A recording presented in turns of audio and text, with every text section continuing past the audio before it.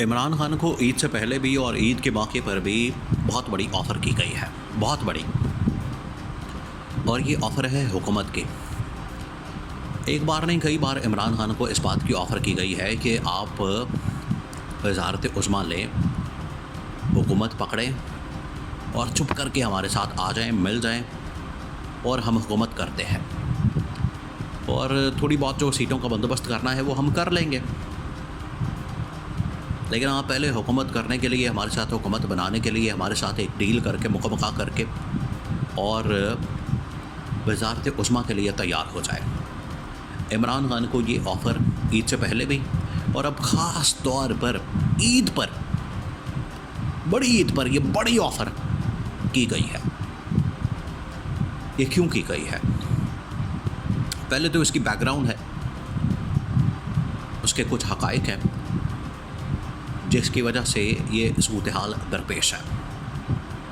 उसके बाद इमरान खान ने फिर आगे से क्या जवाब दिया, क्योंकि अब इस्टेब्लिशमेंट इस बात को समझती है। ये इस्टेब्लिशमेंट को अब इस बात को पता लग चुका है, समझती है, उनको एहसास हो गया है कि शहबाज शरीफ हमारे जिस तरह से गाटे फिट हो गया, ये गाटे फिट होने वाली बात है। वो जो हड्डी होती है जो आप ना निगल सकते हैं ना उगल सकते हैं, एक मिसाल है ना, और वो गले की हड्डी बन चुकी है इस वक्त ये शहबाज शरीफ की हुकूमत, कि ना अंदर जा रही है ना बाहर आ रही है। आसान अल्फाज में जो हड्डी होती है ना, गले में जब फंस जाए तो ना अंदर जा रही ना बाहर आ रही। वो निगल उगल छोड़े, वो उर्दू की उसमें नहीं जाते हम, सीधी उसकी बात करते हैं कि ना हुकूमत इस वक्त गले की ऐसी हड्डी है, ना अंदर जा रही है ना बाहर आ रही है। इसका क्या किया जाए?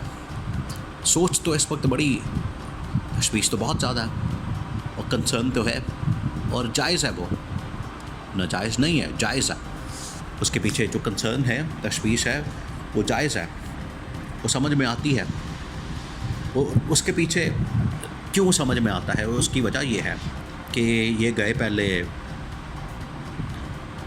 SIFC एक बनाई गई army chief general Asim Munir की जानिब से। वैसे कमाल है, इस्टेब्लिशमेंट ने भी एक ऐसा खुद सा एक प्लान बना लिया खुद से कि हम एक SIFC बना लेते हैं, स्पेशल इन्वेस्टमेंट फैसिलिटेशन काउंसिल, और एक गवर्नमेंट बनाते हैं, एक हाइब्रिड सिस्टम।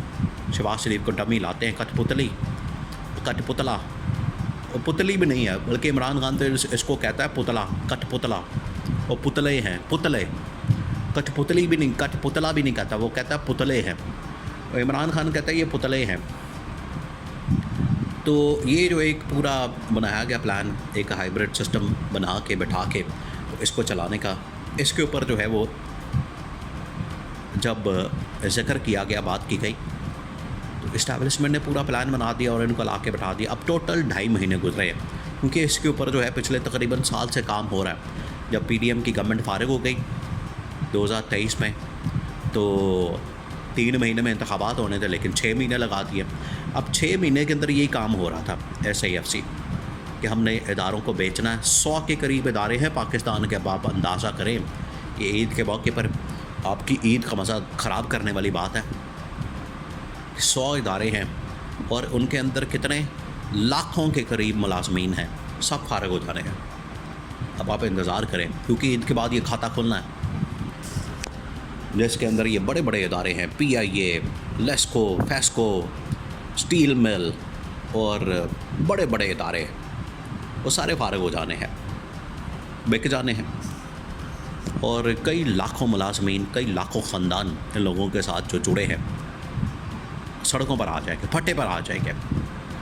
तो बहरहाल अब ये नाकामी जो है वो गले पड़ती जा रही है। उसकी वजह ये है कि जो एक मईशत की बहाली का प्लान था, इन्वेस्टमेंट के थ्रू, सरमायाकारी के थ्रू या दोस्त ममालिक के थ्रू या पैसों के थ्रू, वो तो सारा का सारा बढ़ गया, वो तो कुछ नहीं हासिल हुआ। मोहम्मद बिन सलमान ने भी बिल्कुल हाथ नहीं डाला, ऊपर से उनकी अपनी जंगें खुली हुई हैं। देखिए उनके ममालिक में तो अपने बड़े मसाइल हैं, वो अपने अपने विज़न, देखिए वो विज़न, आप विज़न भी तो कोई दे। मोहम्मद बिन सलमान ने तो 2030 का विज़न दिया हुआ, कि उसने किस तरह से सऊदी अरब को अपने पैरों पर खड़ा करना है और तेल की जो मईशत, तेल के ऊपर जो डिपेंडेंट है, वहाँ से उनको निकलना है और मईशत के अंदर जो है टूरिज़म, इन्वेस्टमेंट, प्रॉपर्टी, आईटी, ये चीज़ें लानी है। देखिए, अरब ममालिक के पास जो सबसे बड़ा, दुनिया का जो सबसे बड़ा सोर्स है इनकम का, पैसों का, दौलत का, माल का, वो है खाने पीने की चीज़ें। और वो सोर्स सबसे ज़्यादा जो है पाकिस्तान के अंदर है, क्योंकि प्रोडक्शन में, खाने पीने की चीज़ों में पाकिस्तान का कोई सानी नहीं। लेकिन यहाँ पर क्या है कि लुट मारा करके और अपनी कमीशन किकबैक्स खाने के चक्कर में बा अपना खोई जाओ तो खाई जाओ, ऐदे कोलों खोलो, उधर कोलों खोलो, कब्जे कर लो। उसके चक्कर में जो पाकिस्तान का सबसे बड़ा सोर्स है इनकम का, खाने पीने की चीज़ों का, एग्रीकल्चर होने की वजह से पूरी दुनिया को सप्लाई हो सकती है और इतने अरबों डॉलर्स आ सकते हैं कि जिसकी कोई इंतहा नहीं। लेकिन क्या पॉलिसी किसी की नहीं, विजन किसी के पास नहीं, लुट मारा बस लगा हुआ है। तो ये जो अब बात है, इस्टेब्लिशमेंट को इस बात की रियलाइजेशन मौजूद है कि शहबाज शरीफ के पास, उनके पास तो विज़न है, यूएई के पास तो विज़न है।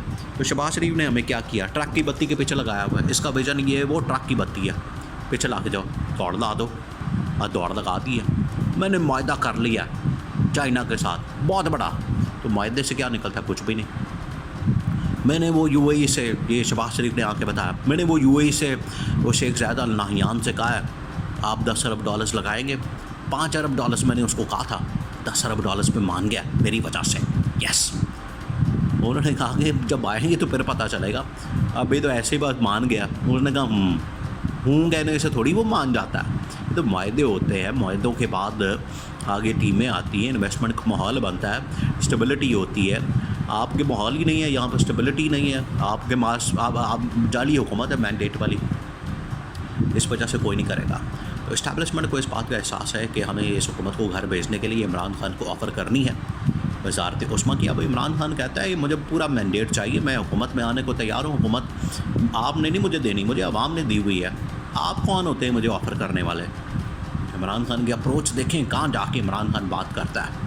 वो कहता है आप कौन होते हैं, मुझे तो आवाम ने दी हुई है ये मैंडेट, वो मुझे मेरा वापस करते हैं, मैं आपको मुल्क क्राइसिस से निकाल देता हूँ, इत्थे रख। इमरान खान ने इतनी बड़ी बात करती है। इमरान खान ने ये कह दिया है कि करना है 100 बिस्मिल्लाह मुझसे करें, लेकिन मुझे मेरा मैंडेट वापस करें। ये इमरान खान की बात ने सही ईद का मज़ा दुबाला किया है।